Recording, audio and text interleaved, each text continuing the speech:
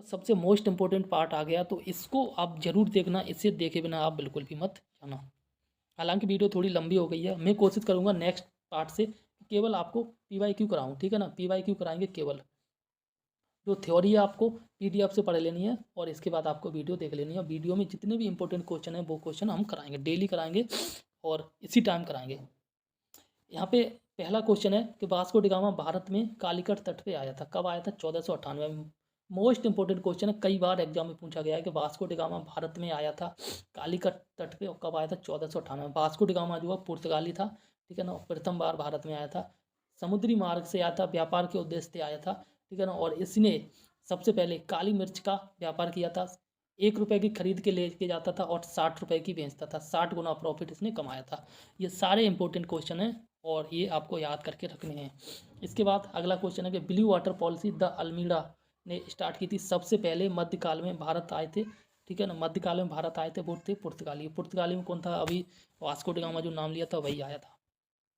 इसके बाद प्रथम पुर्तगाली वायसराय अल्मीड़ा था, द अल्मीड़ा, ठीक है ना, प्रथम पुर्तगाली वायसराय।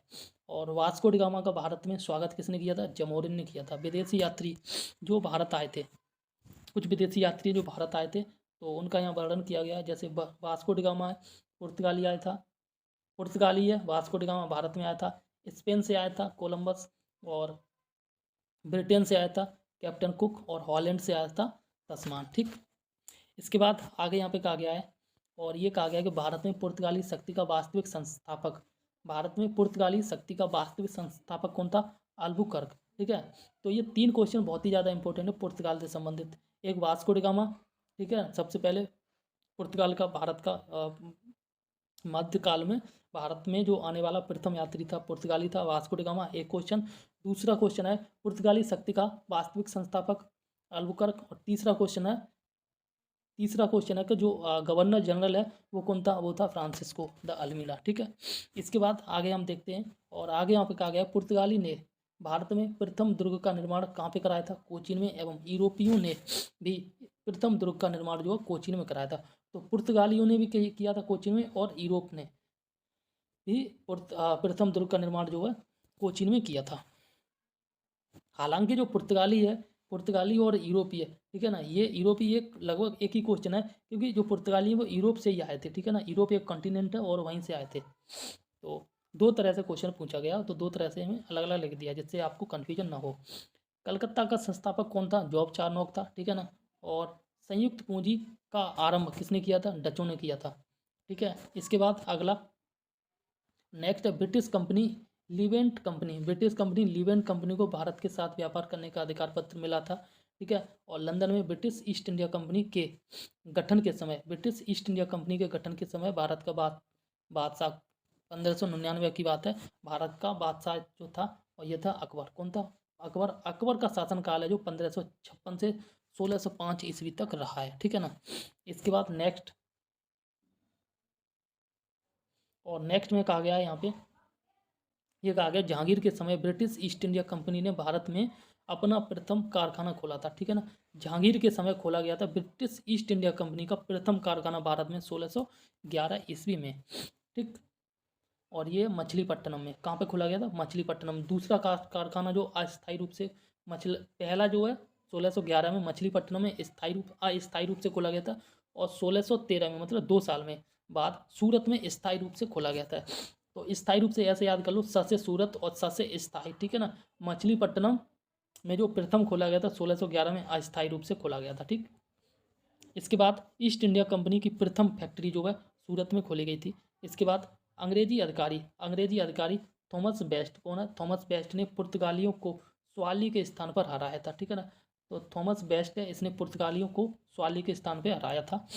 और इसके बाद ईस्ट इंडिया कंपनी ने, किसने? ईस्ट इंडिया कंपनी ने प्रारंभ में सूरत को वेस्टर्न प्रेसिडेंसी बनाया एवं बाद में इसे बॉम्बे में स्थानांतरित किया, ठीक है। इसके बाद ब्रिटिश ईस्ट इंडिया कंपनी ने बॉम्बे को पुर्तगालियों से लिया था, ब्रिटिश ईस्ट इंडिया कंपनी ने बॉम्बे को पुर्तगालियों से लिया था। ये वही वाली कहानी है जो ससुराल में बॉम्बे मिला था ना, वही वाली कहानी है। आप दोबारा देख लेना, पीडीएफ से डिटेल में देख लेना, या आपके पास भी बुक है तो बुक से पढ़ लेना। लेकिन ये क्वेश्चन आंसर है, ये बहुत ही ज़्यादा इंपॉर्टेंट है, क्योंकि बार बार आप बुक नहीं उठाओगे। और ये जो पीडीएफ है क्वेश्चन आंसर बहुत ही ज़्यादा इंपॉर्टेंट है, इनको जरूर देख लेना। इसके बाद आगे कहा गया ईस्ट इंडिया कंपनी। देखो यहाँ पर मैंने EIC लिखा है ना, इसका मतलब ईस्ट इंडिया कंपनी, और कई जगह में लिखा है जी, तो इसका मतलब है जनरल गवर्नर, ठीक है ना। तो ये कन्फ्यूज मत होना। तो यहाँ पे कहा गया कि EIC ईस्ट इंडिया कंपनी के गवर्नर जो सर जॉन चाइल्ड को औरंगजेब ने भारत से निष्कासित किया था। अभी मैंने आपको बताया था, ये जो है ये सर जॉन चाइल्ड ने जो मुसलमान लोग थे उनको जाने से, हज और मक्का मदीना जाने से रोक लगाया था, ठीक है, जिसके कारण औरंगजेब ने इनको निष्कासित करने का हालांकि आदेश दिया था, ठीक है ना। सर जॉन चाइल्ड ने, किसने दिया था? औरंगजेब ने।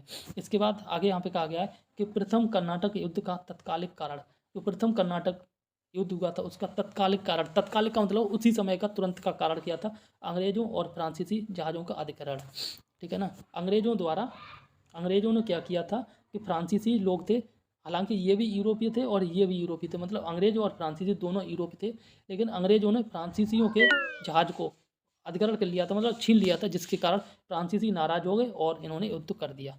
तो एक चीज़ और मैं आपको बता देता हूँ कि अंग्रेजों और फ्रांसीसियों में जो युद्ध हुआ था उस युद्ध को कर्नाटक युद्ध के नाम से जानते हैं, और ये कुल 3 युद्ध हुए थे, ठीक है।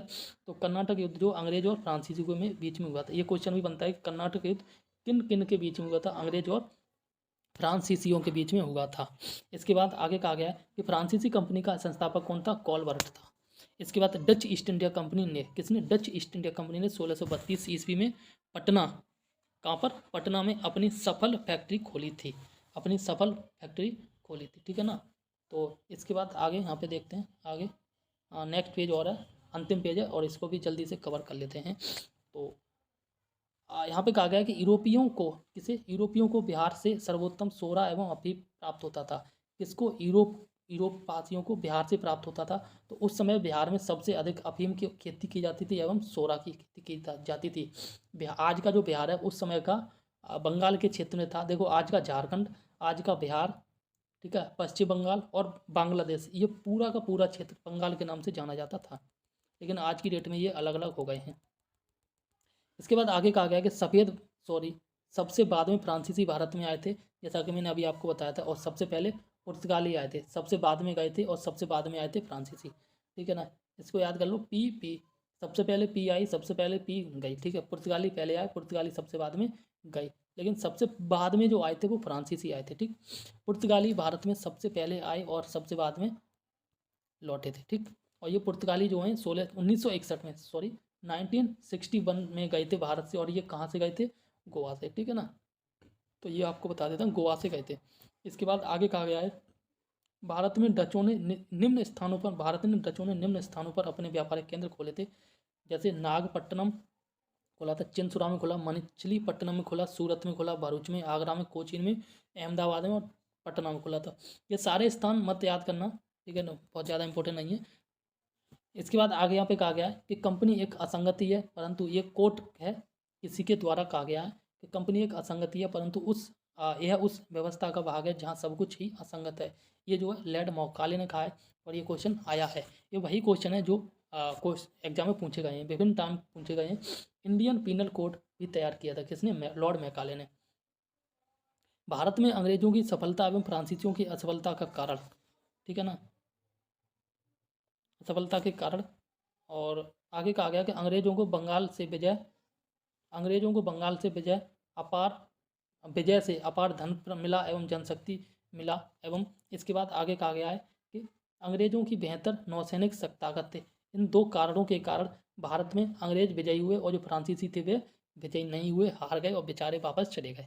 बेचारे तो नहीं कहेंगे, क्योंकि ये अंग्रेज भी बाहर के लोग थे जिन्होंने भारत पे अपना अधिकार जमाया, और अंग्रेज भी थे और फ्रांसीसी भी थे।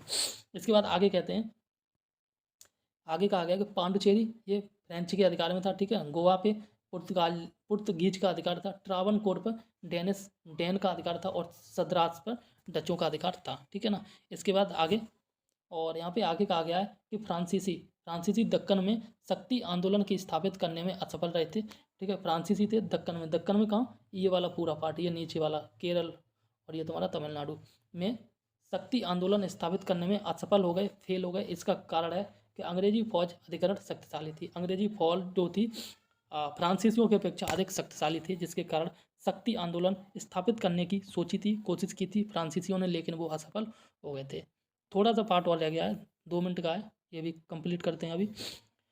लास्ट में अंत में यहाँ पे कहा गया है कि प्रथम यूरोपीय डुप्ले था जिसने भू क्षेत्र अर्जित करने के उद्देश्य से भारतीय राजाओं के झगड़े में भाग लेने की नीति अपनाई थी। किसने ली थी? डुप्ले था जिसने क्या किया था, भारत के जितने भी राजा थे आपस में इनमें मतभेद किया और खुद राज किया, ठीक है ना, झगड़े कराए और आपस में, और नीति अपनाई थी। ये नीति किसने अपनाई थी? डुप्ले ने, ठीक है ना। इसके बाद आगे यहाँ पे कहा गया है, और आगे कहा गया है कि भारत में फ्रांसीसियों ने अपना सबसे पहला कारखाना खोला था, सूरत में 1668 ईस्वी में स्थापित किया था, ठीक है ना। इसके बाद आगे यहाँ पे कहा गया कर्नाटक युद्ध 1740 ईस्वी में हुआ, और ये जो संधि हुई है ये एक्स ला चैपल या सापेल भी बोलते हैं, संधि हुई। कर्नाटक का द्वितीय युद्ध हुआ, अनिर्णायक रहा था, कोई संधि नहीं हुई 1749 से 1754 में। ये जो डेट है बहुत ही ज़्यादा इंपॉर्टेंट है। प्रथम युद्ध 1746 से 48 तक चला, 2 साल करीब चला। और इसके बाद कर्नाटक का द्वितीय युद्ध है, ये 49 से 54 तक चला, लगभग 5 साल, अनिर्णायक साबित हुआ। पहला जो युद्ध है ये एक्सला सापेल की संधि हुई थी, ठीक है ना। एंड तृतीय युद्ध हुआ है कर्नाटक का तृतीय युद्ध 1658 से और 1663 ईस्वी तक, ये भी करीब 5 साल तक चला, ये भी 5 साल तक, और ऊपर वाला 4 साल तक चला, ठीक है ना। ये पेरिस की संधि से समाप्त हुआ था। इसके बाद देखो ये कर्नाटक युद्ध, अभी मैंने आपको बताया था कर्नाटक का जो युद्ध है ये अंग्रेजों के बीच और फ्रांसीसियों के बीच में हुआ था। कुल 3 युद्ध हुए थे। दूसरा वाला युद्ध अनिर्णायक साबित हुआ था। प्रथम युद्ध सापेल की संधि से समाप्त हुआ, और तीसरा वाला युद्ध है पेरिस की संधि से समाप्त हुआ था, ठीक है ना। इसके बाद आगे डचों ने पुर्तगालियों को पराजित किया था। किसने? डचों ने पुर्तगालियों को पराजित किया था, और आधुनिक कोच्चि में उन्होंने फोर्ट विलियम का निर्माण किया था, ठीक। इसके बाद पुर्तगालियों ने हुगली को अपना अड्डा बनाया एवं समुद्री लूटपाट के लिए, किसके लिए? पुर्तगालियों ने हुगली को अपना अड्डा बनाया था समुद्री लूटपाट के लिए, एवं पांडुचेरी में सर्वप्रथम पुर्तगालियों ने अपना उपनिवेश स्थापित किया था। तो इस प्रकार से जितने भी क्वेश्चन थे, जितनी भी थ्योरी थी, कंप्लीट हो गई है। तो नेक्स्ट वीडियो से हम कोशिश करेंगे कि आपके लिए केवल और केवल PYQ लेके आएंगे। हालांकि PDF में कंप्लीट थ्योरी और PYQ होंगे, ठीक है ना, थ्योरी और प्लस PYQ होंगे, लेकिन हम आपको यहाँ पर वीडियो के फॉर्मेट में केवल PYQ देंगे, क्योंकि वीडियो लंबी नहीं होगी और आप आसानी से देख सकते हैं। थ्योरी जो है आप PDF से पढ़ें और क्वेश्चन आंसर PDF से पढ़ें, और इसके बाद जो PYQ है, क्वेश्चन आंसर है, ये आप PDF से पढ़ लें। एक बार आप वीडियो देख लें, और एक बार आप 2 बार 3 बार जो है PDF से क्वेश्चन आंसर पढ़ लें, थ्योरी पढ़ लें। पूरी वीडियो जो पूरी बुक है करीबन 25 से 30 दिन में कंप्लीट हो जाएगी, विश्वास मानिए आप। अभी आज जनवरी चल रहा है, ठीक है, मिड ऑफ जनवरी है, और विश्वास मानिए मई के फर्स्ट वीक में, मई है, इसके फर्स्ट वीक में हम कोशिश करेंगे कि हिस्ट्री, पॉलिटी और जियोग्राफी 3 बुकें पूरी कंप्लीट करा दें। और यही वेटेज वाले क्वेश्चन है, यहीं से सबसे ज़्यादा क्वेश्चन आते हैं, यहाँ से सबसे ज़्यादा, और यहाँ से सबसे ज़्यादा क्वेश्चन आते हैं। इसी प्रकार से पढ़ेंगे और कंप्लीटली पढ़ सकते हैं। बात रही एनवायरनमेंट वाली, तो एनवायरनमेंट की जो पतली सी किताब आती है, कोशिश करेंगे साथ में इसको भी कंप्लीट कर लें। तो इसके साथ जो इकोनॉमिक्स है, इकोनॉमिक्स में बहुत ज़्यादा क्वेश्चन आते नहीं है, तो आप खुद से पढ़ लेना या फिर कहीं वीडियो से पढ़ लेना, ठीक है ना। इसके बाद बाकी चीज़ें हैं, यूपी स्पेशल भी बहुत ही कम आता है। इसके बाद बात की जाए करेंट अफेयर, तो करेंट अफेयर के लिए पढ़ाएंगे नहीं, इसकी जो PDF है हम आपको प्रोवाइड करा देंगे, और इसी PDF से आप पूरा पढ़ लेना। इसके बाद घटना चक्र की लास्ट टाइम पे करीब मई में आएगी, फर्स्ट वीक में, 1-2 मई को आ जाएगी एक बुक, दृष्टि घटना चक्र के नाम से आती है, उस बुक को आप पढ़ लेना। कंप्लीट जो करंट अफेयर है वहीं से फंस जाएगा आपके लिए। तो आज की वीडियो यहीं पे समाप्त करते हैं, तब तक के लिए नमस्कार, जय हिंद।